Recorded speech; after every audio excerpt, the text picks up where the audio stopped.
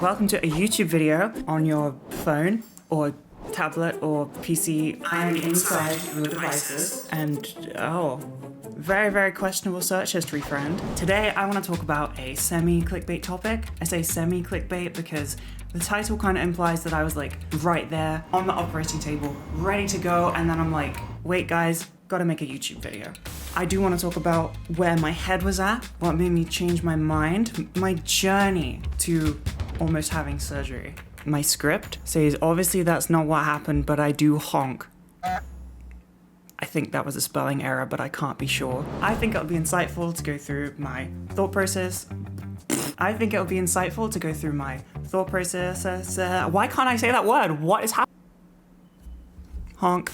I think it'll be insightful to talk about my thought process and how far I got in just before backing out like a little baby. Taking my hair down, I've decided. Bottom surgery is kind of the ultimate goal for a lot of trans women. Some people see it as the ultimate kind of finish line. You see kind of pick-me trans women who are like being mean in Instagram comments because you haven't got bottom surgery yet or you don't want it. Even well-meaning cis people kind of think that it's not complete until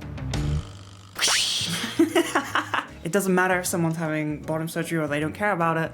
It doesn't make you less or more valid. I personally am very mixed on the topic. Being a very binary trans woman, I think that bottom surgery would be really cool. Hell yeah. I think it would be cool, and it would really, really help me with a bunch of my outfits that I like to wear or ones that I can't wear because of... I have a name. I have lived a very long time with very intense anxiety, and the thought of surgery was absolutely terrifying, and it kind of lingers. I'm on SSRIs now, and the main benefit from them for me is 90% of my anxiety is gone. I have the normal human 10%. It's like using 100% of your brain, but I'm using 10% of my brain. What? I have less anxiety. So the thought of surgery doesn't really scare me as much right now. There's like a lingering feeling in the back of my head that it's spooky because I've been thinking of it as spooky forever. But I don't know. I don't really want to go through the process of whatever happens, I don't know. I assume it's that. And then have to heal. The healing part freaks me out the most. The actual surgery, whatever, people are trained professionals, I don't care. It's the months of being in my bed, not doing much, scrolling reels. That's now. For me personally, I don't like the idea of being incapacitated for however long. So that's kind of what's stopping me right now. But there was a period in time where I got really focused on it. I would say more like a hyperfixation than like a regular thought out thing. I kind of had really bad dysphoria one night, just went on a Google spree, a Reddit spree, trying to see, oh, this sounds weird. I was trying to look at vaginas. I wanted to see results. Then it was kind of similar to when I decided to start my transition. I looked at transition timelines and I was like, oh my god, it's possible. Same thing, but with cat emoji. And I went on a bit of a research spree. I found the surgeon that I wanted. I looked at, reviews from people. I, looked at the surgery. I emailed them. I think I obviously didn't get to the operating table. I wasn't that close. I didn't really have any initial meetings, but I applied for them and I did schedule them. Honestly, it was kind of an easy process. I thought it would be a lot harder. I think I had the advantage that I already have a surgery referral. I got it when I initially got my official diagnosis thing that I needed for my GRC, which is a recognition certificate in the UK to say that I am legally a woman. But yeah, I already had that, and when you got the surgery referral, it lasts like a year, I think. So I had that in the bag.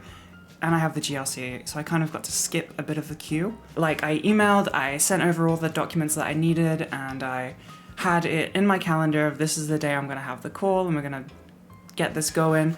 And then I'm gonna interrupt this video to plug something. I have been streaming every weeknight from 6 p.m. in the UK, that's British time. Oh my god, another one. You can buy my clothes, please. Please buy them. It would be so cool. You've already been buying them, and I love you. I would kiss you on the mouth if it wasn't weird. So I got really hyperfixated on getting surgery. I mentally committed So I didn't get crazy far in the actual process before backing out, but I did really mentally commit. I got over my anxiety and decided, like, I want to do this. I don't remember why specifically I backed out. It was probably fear, life turbulence, I think, was the real answer. That kind of made my anxiety go up, and then I, didn't want to do something as scary. Also, you're in an incredibly vulnerable position when you are recovering from surgery, and you kind of need someone to care for you.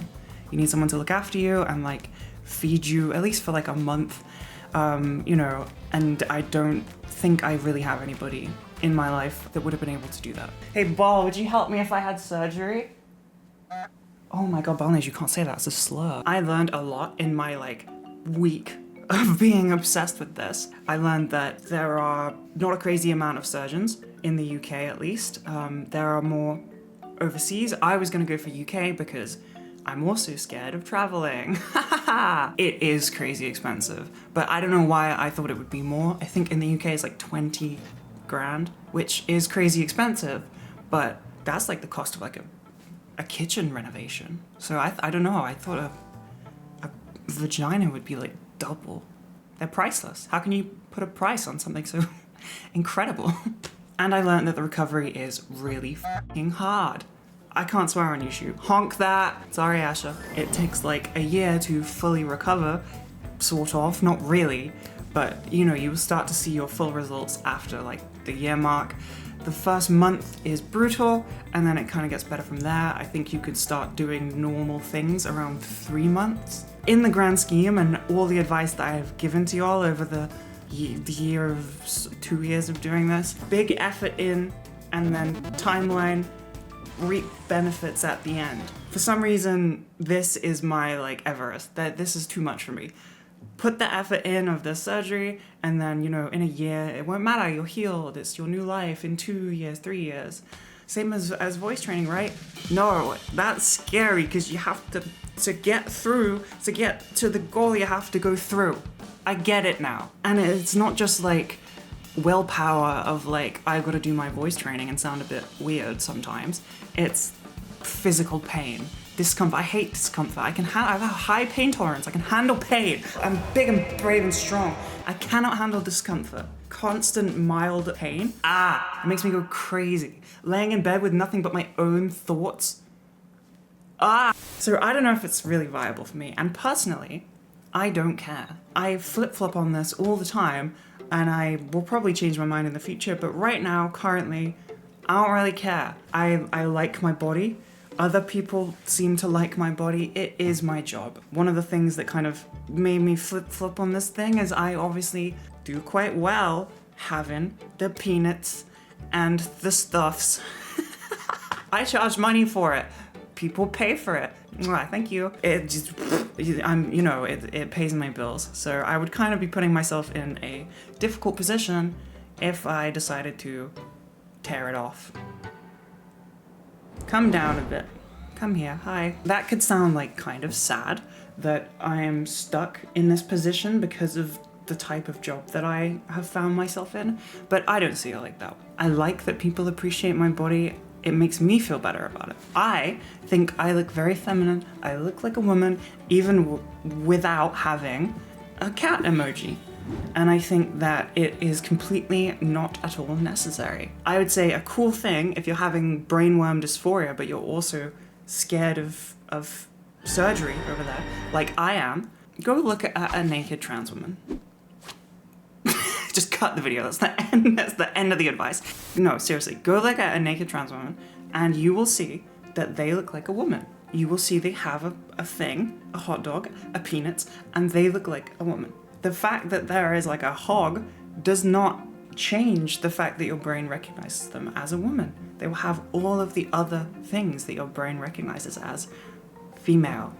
And because of that, you can apply that to yourself. So if somebody were to see you naked, dear trans woman viewer, of age, they would also just see woman. It's not some sort of like mystical curse that just ruins the illusion of femininity. You are a woman at your core, your skin is so soft, you're so pretty. It does not change that, It's not just this one feature that determines you. I think for me, the only surgery that I can imagine having maybe is like orchiectomy? Orchiectomy. Ball removal service. Hey, Asher the editor here. I've actually had an orchiectomy for medical reasons. Mine was unilateral, which means they only stole one, through an abdominal incision, and I left the same day. The first week of recovery was quite taxing, and there was some scary, localized bruising. But after a month, I was back to normal. Back to you, Ashley. Every time I get brainworms about it, I kind of think, well, I want to be that cool, sexy trans woman who, like, has a bulge, you know? Because we have very few of those. Genuine celebrities, there's like Hunter Schafer, you know? And like a lot of trans celebrities have had surgery or they tuck or something, and I get it, but wouldn't it be cool to just not do that? I'm pretty sure Hunter Schafer did it recently at like some event, red carpet photographs, all that stuff. Really fucking cool. I also want to do that. I want to be this new, modern, scare the conservatives, ooh, spooky, got a hot dog, hell yeah. Is that a hot dog in your pocket, or are you just a sexy trans woman? I should end the video now. Oh my god. You guys are cool. Oh my god. Did I say watch my streams? Did I say buy ick? I don't think I said any of those things. Buy my streams, watch ick. Love you. Oh god. The voices. Honk, honk, honk. The hot dog persists.